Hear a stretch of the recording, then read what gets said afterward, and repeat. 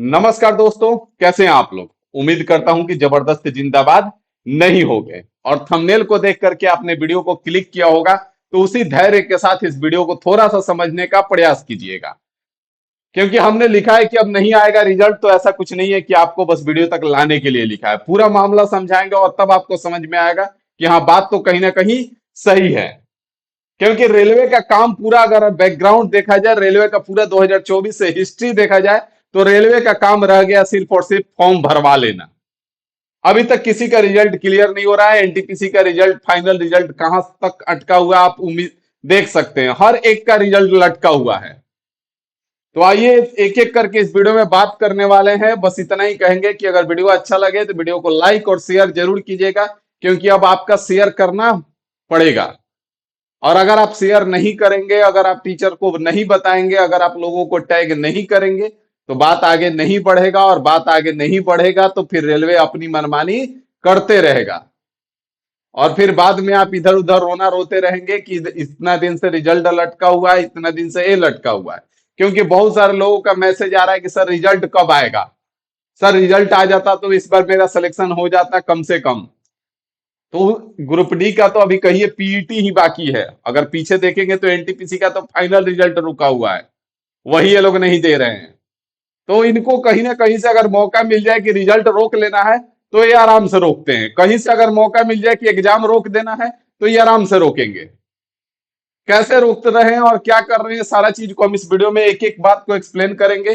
ठीक है, वीडियो को धैर्य बनाए रखिएगा और वीडियो को आराम से देखिएगा। अगर चैनल पे नए होंगे तो चैनल को जरूर सब्सक्राइब कीजिएगा, क्योंकि इस तरह का वीडियो हो गया, या फिर आपके लिए कोई भी इंफॉर्मेशन हो गया, कोई भी गाइडेंस हो गया, या मैथ के लिए हमेशा के लिए सॉल्यूशन हो गया, वो आपको हमेशा मिलते रहेगा। अगर इसी चैनल पे आप जाएंगे तो ये तमाम प्लेलिस्ट आपके लिए पड़ा हुआ है।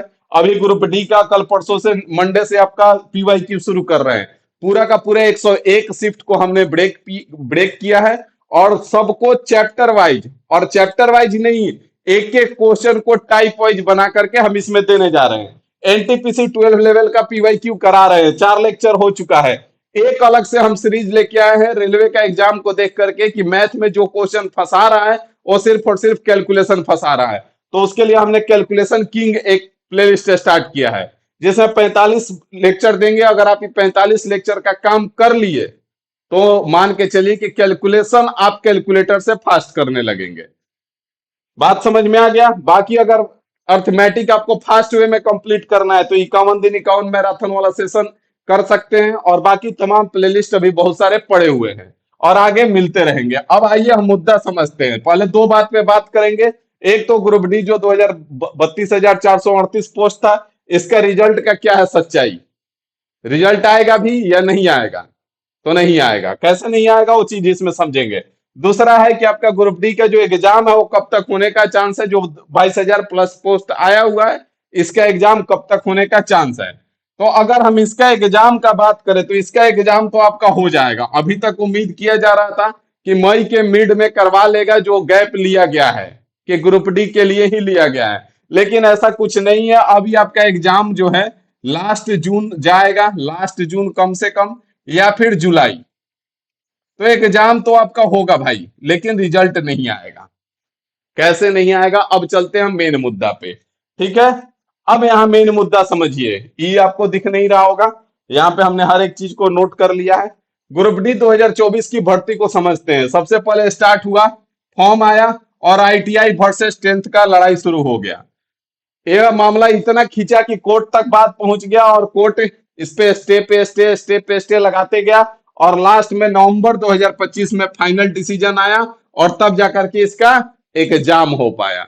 जब इसका फाइनल डिसीजन आया तो कुछ लोगों को राहत मिला कि चलो भाई, अब कम से कम एग्जाम हो जाएगा, रिजल्ट आ जाएगा, मेरा सिलेक्शन हो जाएगा। और इसका एग्जाम जो है दिसंबर से लेकर के फरवरी के बीच में एग्जाम करा लिया गया। अब ये फिर वापस से चला गया है कोर्ट में, और अगेन इस पे कोर्ट केस हो गया है। मामला क्या है कोर्ट में, तो तेलंगाना हाई कोर्ट में इसको केस किया गया है। इसका केस नंबर आप यहां से नोट कर सकते हैं और जाकर के देख भी सकते हैं। साथ ही साथ इस केस में यह है कि इसके रिजल्ट पर स्टे लगा दिया जाए, और स्टे लग गया है फिर से वापस। अब आगे समझते हैं इस पूरा मामला को। अगर आगे बात करें तो इसका जो लड़ाई है, वो लड़ाई सिर्फ और सिर्फ अप्रेंटिस वालों का है। पूरा लोगों का लड़ाई नहीं है। जैसे अगर पूरा का पूरा 100% सीट है 32,000, तो इसमें से 80% जो नॉर्मल हम लोग फाइट करते हैं, बाकी 20% जो है ये अप्रेंटिस वालों के लिए रिजर्व रखा जाता है। और वो भी जो सिर्फ और सिर्फ रेलवे से अप्रेंटिस करते हैं। तो मान के चलिए कि कहीं ना कहीं एक तरह से रिजर्वेशन है। चलिए ठीक है भाई, इसमें टाइम देता है, लोग खर्च होता है, और अप्रेंटिस का सर्टिफिकेट मिलता है, तो वहां से उनको फायदा मिल रहा है। चलिए कोई बात नहीं।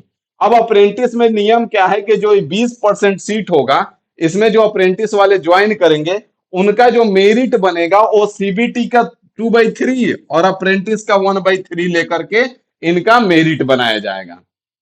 ठीक है, ये दोनों मार्क्स जुड़ेगा। जैसे हम लोग का नॉर्मल लोगों का क्या होता है, 100 में अगर 60 नंबर आया है, अगर कट ऑफ पार कर लिए तो ठीक है, नहीं तो फेल हो जाएंगे। लेकिन यहाँ पे 60 नंबर इनका आया है तो इनका 40 नंबर ही जुटेगा। और बाकी इधर अप्रेंटिस में अगर 60 नंबर आए तो इधर से 20 नंबर ले लेंगे। ठीक है। तो आप सोचेंगे तब फिर लड़ाई किस बात की है, समझते हैं। बहुत पेचीदा लड़ाई है। अब 2022 से पहले जो लोग अप्रेंटिस करते थे, उनका प्रैक्टिकल होता था और ट्रेड थ्योरी होता था। तो प्रैक्टिकल में तो नंबर भर भर के मिल जाता था, और अभी भी मिल जा रहा है। लेकिन ट्रेड थ्योरी में उतना नंबर नहीं मिल पाता था, और जिसके कारण ओवरऑल परसेंटेज जो था वो आपका कम हो जाता था। अब 2022 के बाद क्या हो गया कि ट्रेड थ्योरी वाला जो एक प्रक्रिया था, इसको खत्म कर दिया गया। अब केवल और केवल प्रैक्टिकल का एग्जाम हो गया, और प्रैक्टिकल होने के कारण इनका जो ओवरऑल परसेंटेज है वो ज्यादा हो जा रहा है। इनका इनका ओवरऑल परसेंटेज ज्यादा हो जा रहा है और इनका ओवरऑल परसेंटेज कम हो जा रहा है। अब यहाँ पे देखेंगे 2022 के बाद वालों को तो 100% मार्क्स मिले हुए हैं। प्रैक्टिकल में मिल जाते हैं, आपके स्कूल में भी मिले होंगे, हर जगह पे मिल जाते हैं, तो यहाँ पे भी मिल जा रहे हैं। अब बाकी ये नहीं कहें, इतना ज्यादा लंबा नहीं करेंगे कि कैसे मिल जा रहे हैं, लेकिन बस है कि मिल जाता है। आप भी देखे हैं। अब यही लड़ाई है कि जब इनका अगर ओवरऑल परसेंटेज कम होगा, तो इनके मार्क्स से जब 2/3 1/3 लिया जाएगा तो कम निकलेगा, और इनका मार्क्स से जब 1/3 लिया जाएगा तो ज्यादा निकलेगा। इनका बहुत आता था तो 75% आता था, 75%। अब इनका 100% मार्क्स आ रहा है। तो अगर इनका 1/3 आप लेते हैं तो 25 नंबर ही आ रहा है, और इनका 1/3 अगर आप लेते हैं तो 33.33 आ जा रहा है। अब 8-8 10-10 नंबर का फासला हो जा रहा है। अब लड़ाई यहीं पे है कि 2022 वालों का के पहले वालों का डिमांड है कि भाई रिजल्ट रोक दिया जाए, या तो रिजल्ट फिर केवल और केवल सीबीटी पे कर दिया जाए। और जब केवल अगर सीबीटी पे रिजल्ट अगर बनाया जाएगा, तो फिर बहुत सारे लोग ऐसे हैं जो रेलवे में अप्रेंटिस करते ही हैं ग्रुप डी के लिए, कि ग्रुप डी में एक रिजर्वेशन मिल जाएगा, चलो अप्रेंटिस कर ले रहे हैं। तो फिर अप्रेंटिस लोग क्यों करेंगे, नहीं करेंगे। अब मामला यहाँ पे फंस गया है, और हमारा के कोर्ट में केस हो गया है। 26 मार्च 2026 को कोर्ट केस हुआ। ठीक है, फाइल कर दिया गया केस को। इसका फर्स्ट हियरिंग जो था वो 15 अप्रैल को था, और 15 अप्रैल तक रिजल्ट पे स्टे लगा दिया गया था। ठीक है। और 15 अप्रैल को क्या हुआ कि जज साहब हमारे अब्सेंट कर गए। अब 15 अप्रैल को जब जज साहब अब्सेंट कर गए तो जाहिर सी बात है, मिलता है क्या, तारीख। सिर्फ तारीख पे तारीख, और तो कुछ मिलता नहीं है हमारे यहाँ। तो फिर आगे की तारीख मिल गई, और तारीख आगे का मिल गया हमारा 5 मई को। 5 मई को। अब 5 मई को डिसीजन आने वाला नहीं है, अगर आप एक्टिव नहीं होंगे तो। क्योंकि अगर ये डिसीजन नहीं आएगा तो आपका रिजल्ट भी नहीं आएगा, और रेलवे को इससे कोई दिक्कत नहीं है, भाई चल आराम से खींच ले, जितना दिन खींच पा रहे हो खींच ले। रिजल्ट ही नहीं देंगे तो फिर सिलेक्शन लेना नहीं पड़ेगा।